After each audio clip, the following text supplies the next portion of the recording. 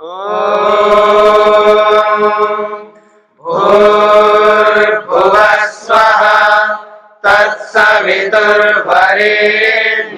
भर्गो देवस्य धीमहि धियो यो नः प्रचोदयात्।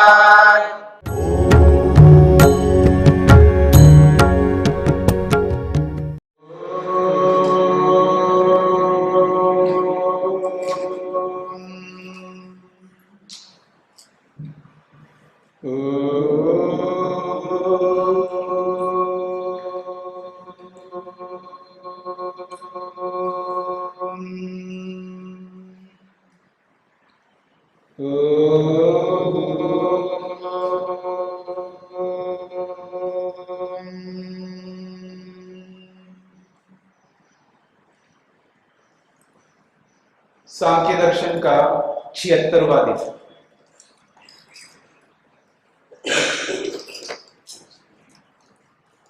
अध्याय 6 पृष्ठ संख्या 146 सूत्र संख्या 12।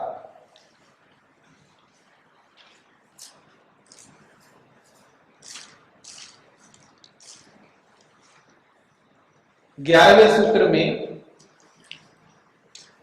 अविवेक की बात आई। प्रसंग ये चला था, जब आत्मा को दुख की प्राप्ति ही नहीं होती है तो उसकी निवृत्ति कैसे होगी। उसका समाधान जो किया गया था अविवेक। अविवेक के कारण से आत्मा अपने में आरोपित कर लेता है कि दुख मुझे प्राप्त हो रहा है। तो उस अविवेक के कारण से उसको दुख की प्राप्ति होती है। उस अविवेक को हटा करके उस आरोप वाले दुख को निवृत्त कर लेता है। मेरी बात समझ रहे? दो बातें। अविवेक के कारण से आत्मा दुख को अपने में आरोपित कर लेता है और दुखी रहता है। जब विवेक हो जाता है, उस विवेक से आत्मा ने जो अविवेक के कारण से दुख को आरोपित किया था वो आरोप हट जाता है। किस कारण से? विवेक के कारण से। तो वो जो विवेक के कारण से आरोप रूपी जो दुख की प्राप्ति थी उसकी निवृत्ति हो जाती है। बात समझ में आ रही है? तो अब उस अविवेक को लेकर के आगे चर्चा करेंगे। स एषः अविवेकः कथमस्ति किमस्ति किम स्वरूपः। उस अविवेक के बारे में प्रश्न किया जा रहा है। तो अनादिरविवेको अन्यथा दोषद्वय प्रसक्तेः। वो कहते हैं अनादि अविवेकः। अविवेक जो है ये अनादि है। यदि इस अविवेक को अनादि नहीं मानोगे तो दोष द्वय प्रसक्ते, दो प्रकार के दोष आएंगे।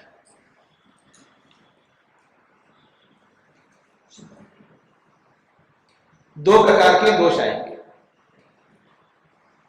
अविवेको अनादिर्भवति। अविवेक अनादि है।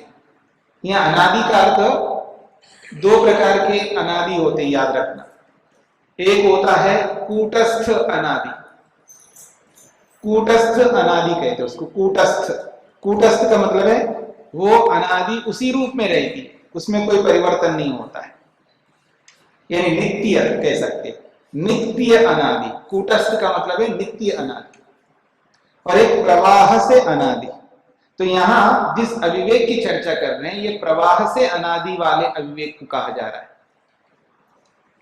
तो अनादि अविवेक, अविवेक अनादि है। अन्यथा इसको अनादि नहीं मानोगे तो दोष द्वय प्रसक्ते, दो प्रकार के दोष आएंगे। भाष्य को पढ़िएगा तो आपको स्पष्ट हो जाएगा कि वो दो प्रकार के दोष क्या है। अविवेको अनादिर्भवति। अविवेक अनादि है। अभाव रूपत्वात् अंधकारवत्। ये जो हेतु दिया है इस हेतु के स्थान में आप दूसरा हेतु लिखिएगा। कार्य रूपत्वात् घटादिवत, ऐसा कर लीजिएगा, इसको अंडरलाइन कर लीजिएगा। अभाव रूपत्वात् अंधकारवत, इन दोनों को ब्रैकेट में ले लीजिएगा। अभाव रूपत्वात् अंधकारवत, इनको ब्रैकेट में लेकर के दूसरा लिखिएगा कार्य रूपत्वात् घटादिवत, कार्य रूपत्वात् घटादिवत।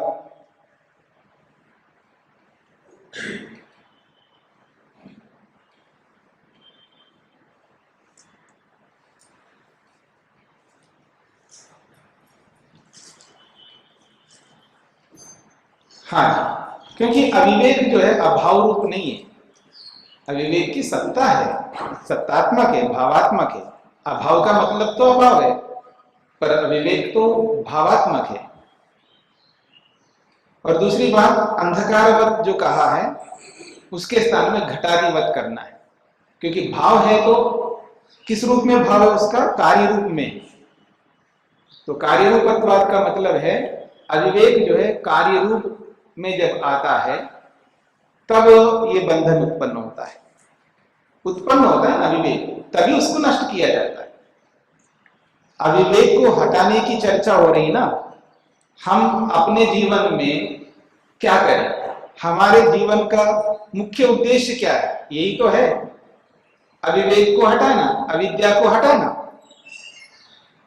और जो हट सकती हो तो समझ लेना उत्पन्न होती है।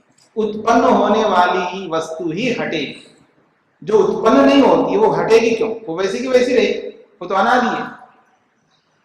और ये अनादि है लेकिन प्रवाह से अनादि है, और प्रवाह से अनादि होने के कारण से ये उत्पन्न होती है और नष्ट होती है, उत्पन्न होती है, नष्ट होती है। उत्पन्न होना नष्ट होना कभी रुकता नहीं है, इस रूप में अनादि है। उत्पन्न होना नष्ट होना ये कभी रुकता नहीं है। जैसे सृष्टि का बनना और सृष्टि का बिगड़ना ये कभी नहीं रुकेगा। सृष्टि बनती रहेगी, बिगड़ती रहेगी, बनती रहेगी, बिगड़ती रहेगी, ये अनादि है। सृष्टि का बनना और बिगड़ना अनादि है, प्रवाह से। ये बात पकड़ में आ रही है? अनादि शब्द का अर्थ है जिसका प्रारंभ नहीं है, उसको अनादि कहते हैं, ठीक है। और जिसका अंत नहीं है उसको अनादि कहते हैं। ना प्रारंभ है और ना अंत है, उसी को अनादि कहते हैं। और ये अनादि दो प्रकार का है, एक कूटस्थ अनादि। कूटस्थ अनादि का मतलब है जिसमें बदलाव नहीं होता है, जिसमें परिवर्तन नहीं होता है, वो सदा एक जैसे रहते हैं, इसका नाम है कूटस्थ। कूटस्थ का मतलब है सदा एक रूप में रहते, उसमें बदलाव नहीं आ सकते। पकड़ना गए, आत्मा आत्मा के रूप में ही रहेगा, कभी उत्पन्न होता है और कभी नष्ट होता है, ऐसा नहीं है, उसमें परिवर्तन नहीं आता। आत्मा में कोई परिवर्तन नहीं आता, आत्मा जैसा है वैसा ही रहेगा, ठीक है। तो इसको कूटस्थ नित्य कहते हैं। और सत्वर स्तंभ जो है ये परिणामी नित्य है, कभी अपने निज स्वरूप में मूल रूप में रहती है प्रकृति, और कभी कार्य रूप में रहती है। कभी तो कार्य रूप में बदलती है और कभी कारण रूप में रहती है, उसमें परिवर्तन होता है। मेरी बात समझ में आई? लेकिन सत्वर स्तंभ के रूप में तो अनादि है, कूटस्थ है, उसमें कोई बदलाव नहीं आएगा। लेकिन कार्य पदार्थ के रूप में जब आता है तब वो अपने निज स्वरूप में नहीं रहता, इसमें ये अंतर है।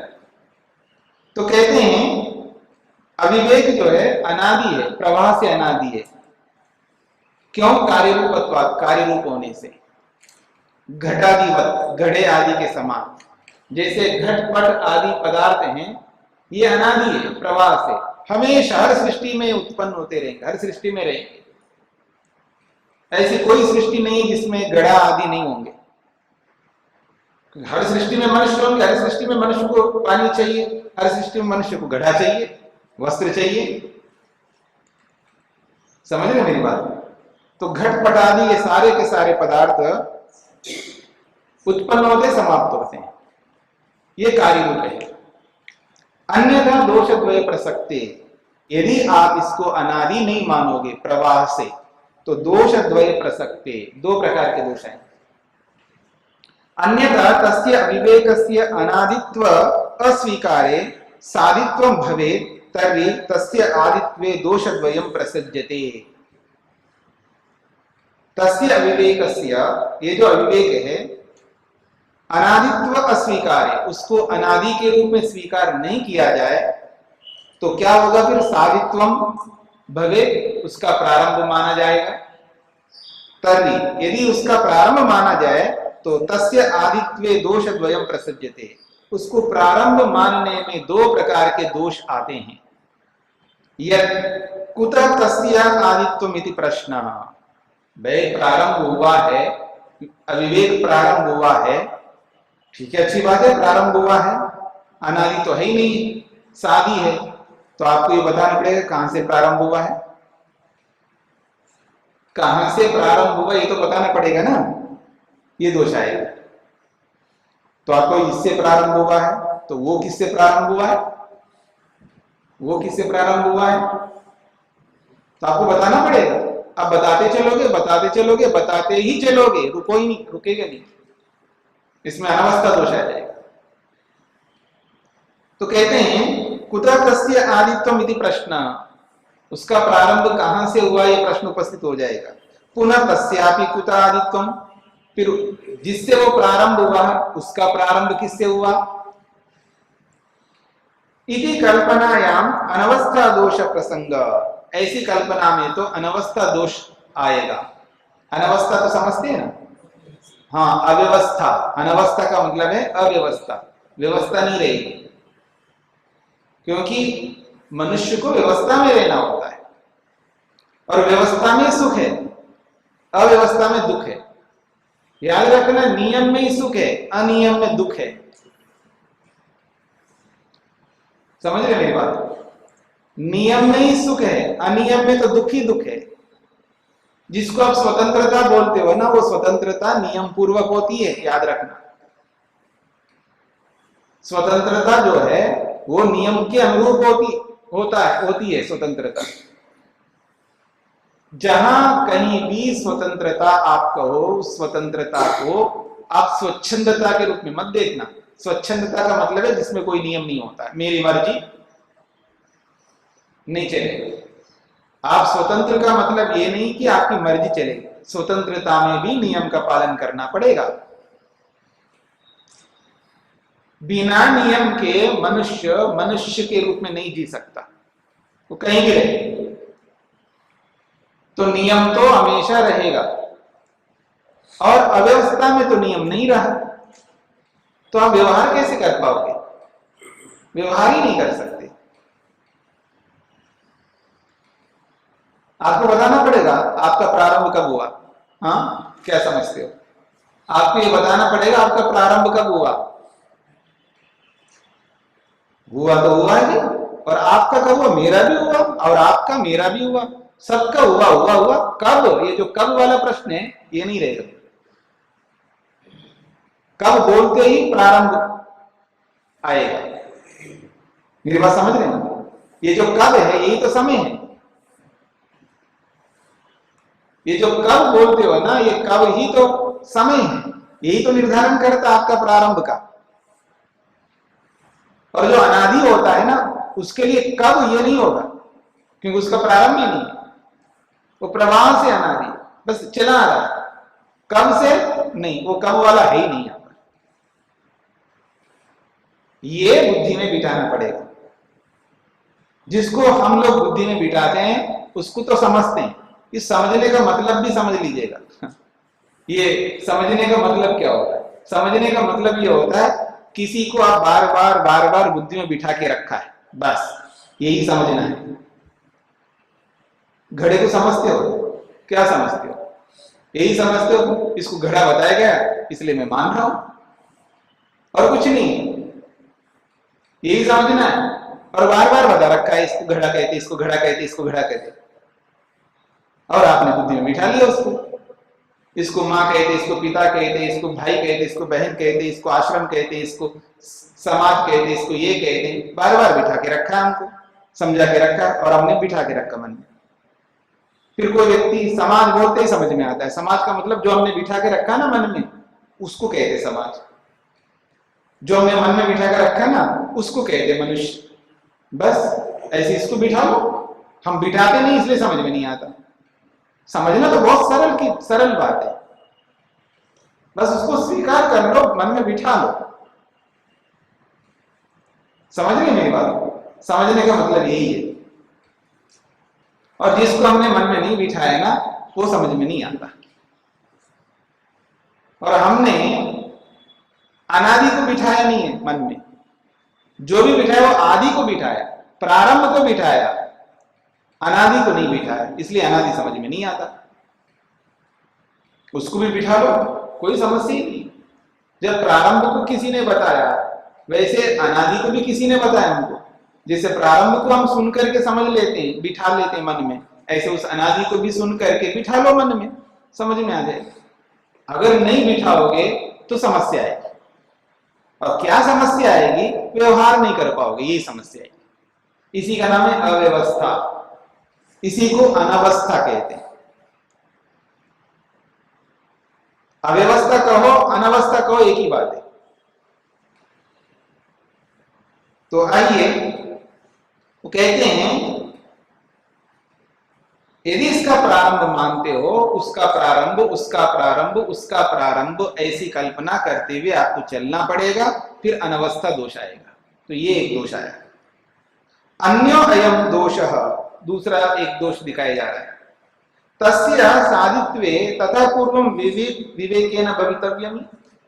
यदि आपने उसको साधी माना, प्रारंभ माना अविवेक को, तो उससे पहले, उसके प्रारंभ होने से पहले कुछ तो था।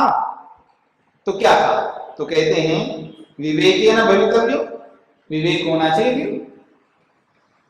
साहित्वे तथा पूर्वम विवेकेन भवितव्यम ही, तब तो उस अविवेक से पहले, जब उस अविवेक के प्रारंभ होने से पहले कुछ तो था, तो क्या था? विवेक था।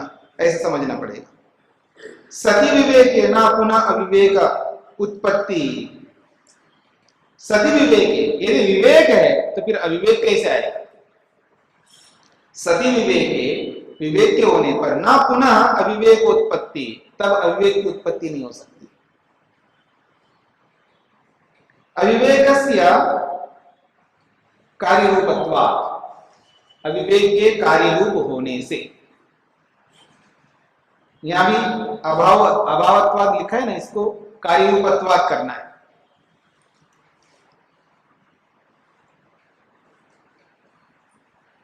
सती प्रकाशे नहीं कदाचित अंधकारोत्पत्ति कल्प्यते। सती प्रकाशे, अगर प्रकाश है तो वहां यह नहीं कल्पना की जा सकती है कि यहां अंधकार है, क्योंकि जहां प्रकाश है वहां अंधकार होता ही नहीं। तो यही कहना चाह रहे हैं, सती प्रकाशे नहीं कदाचित अंधकारोत्पत्ति कल्प्यते। प्रकाश के होने पर अंधकार की उत्पत्ति होती है, ऐसी कल्पना नहीं की जा सकती। स एषो अविवेकस्य साधित्वे असंभवित्वा दोषः। कहते हैं स एष अविवेकस्य साधित्वे, उस अविवेक को आरंभ मानने पर असंभवित्व दोष आएगा। ना हो सकने को हो सकना मानना पड़ेगा। ये असंभवित्व दोष, जो हो नहीं सकता उसको हो रहा ऐसा मान रहे हो। कुतश्चित प्रकाश आवरकवत् निमित्तं कल्प्येत चेत् पुनः तन्निमित्तम इति पूर्ववत् अनवस्था दोषः। कहते हैं कुतश्चित, मान लो किसी कारण से प्रकाश आवरकवत्, जैसे प्रकाश को ढकने वाला, अंधकार आ जाता है ना कई बार, प्रकाश को ढक देता है। तो जैसे प्रकाश को ढकने वाला कोई निमित्त, कोई कारण आ ही जाता है, ऐसे ही कारण की कल्पना कर लिया जाए तो पुनः तन्निमित्तम, वो किस कारण से आया उसका भी कारण बताना पड़ेगा। मेरी बात समझ रहे हैं? यहां प्रकाश है, ठीक है, यहां प्रकाश है, तो प्रकाश है तो अंधकार हो नहीं सकता। मान लो इस प्रकाश में आपने अंधकार लिया है, मतलब अंधकार आ गए, तो आपको बताना पड़ेगा अंधकार किस कारण से आया, अपने आप थोड़ा है वो। प्रकाश है यहां पर, प्रकाश की उपलब्धता में अंधकार कैसे आएगा? मेरी बात समझ रहे हैं? फिर भी आप कहते हो कि अंधकार आ गया किसी कारण से, तो आपको वो कारण बताना पड़ेगा किस कारण से आया। ये बात पकड़ में आ रही है? यही कहना चाह रहे। कुतश्चित प्रकाश आवरकवत, प्रकाश को ढकने वाला जो निमित्त है, उस निमित्त की कल्पना की जाए तो पुनः तन्निमित्तम, फिर उसका कारण बताओ, फिर उसका कारण बताओ, तो पुनः तन्निमित्तम, फिर उस कारण का भी कारण बताओ। इति पूर्ववत अनवस्था दोष, इसमें भी पहले के समान अनवस्था ही दोष आ जाएगा। एवं दोष द्वय प्रसक्ते न साधि अविवेक, इस प्रकार से ये दो प्रकार के दोष आने के कारण से ये जो अविवेक है ये आरंभ वाला नहीं है, किंतु अनादि एव, किंतु वो अनादि है। कैसे अनादि है? तो कहता कार्य रूपत्वा घटादिवत, वापस अंत में यही लिख लीजिएगा, अभाव रूपत्वाद अंधकारवत के स्थान में कार्य रूपत्वाद घटादिवत, कार्य रूपत्वाद घटादिवत। सूत्रार्थ,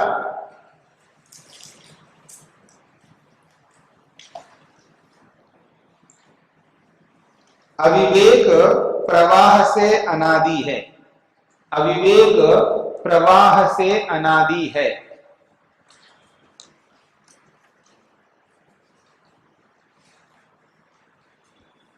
अविवेक प्रवाह से अनादि है।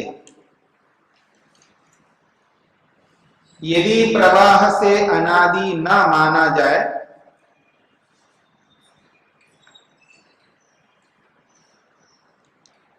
यदि प्रवाह से अनादि न माना जाए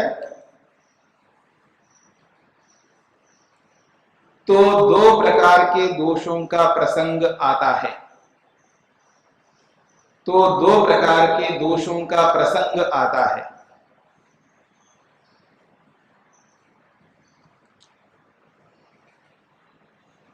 दो प्रकार का दोष आता है, एक अनवस्था दोष, एक अनवस्था दोष,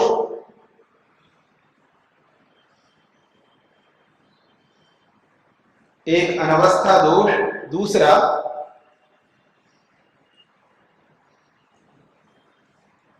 असंभवित्व दोष, असंभवित्व दोष।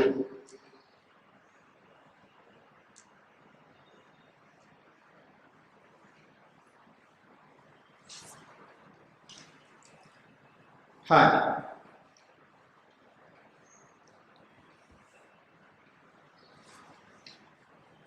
अनादि संत, और ये जो अविवेक है अनादि होता हुआ भी न नित्यः स्यात् आत्मवत् अन्यथा अनुच्छित्ति ही।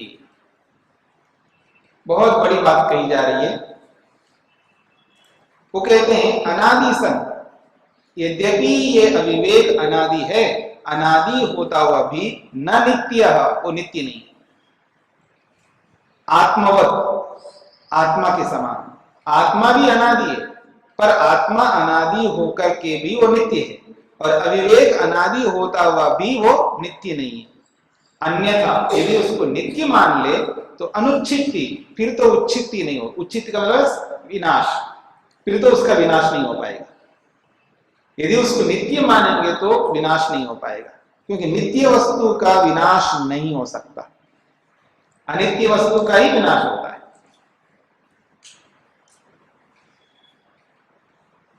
स्पष्ट हो गए? कहते हैं अविवेको नित्यो नास्ति, अविवेक नित्य नहीं है। किला आत्मवत, वो आत्मा के समान नहीं है। जिस प्रकार आत्मा अनादि है और नित्य है, ऐसा अविवेक अनादि होकर के भी नित्य नहीं। तस्य कार्यरूपत्वात्, तस्य कार्यरूपत्वात्,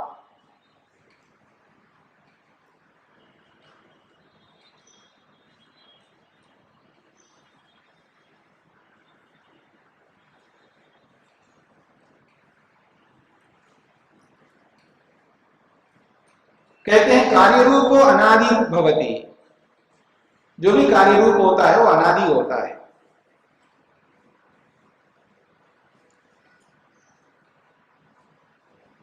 तो ये वाक्य की आवश्यकता नहीं है, भावरूप अनादि भवति, इसकी आवश्यकता ही नहीं है।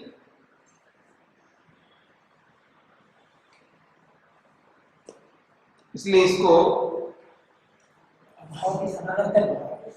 नहीं, अभाव है नहीं ना। अभाव का मतलब है कोई चीज ही नहीं।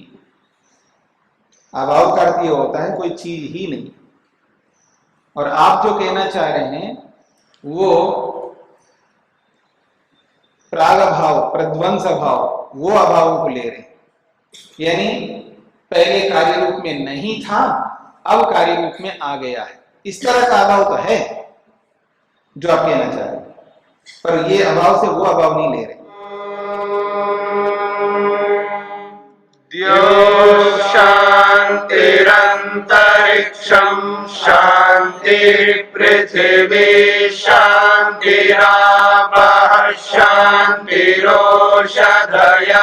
शान्तिः वनस्पतयः शान्तिर्विश्वे देवाः शान्तिर्ब्रह्म शान्तिः सर्वं शान्ति शान्तिरेव शान्ति क्षमा शान्तिरेधि। ॐ शान्ति शान्ति शान्तिः।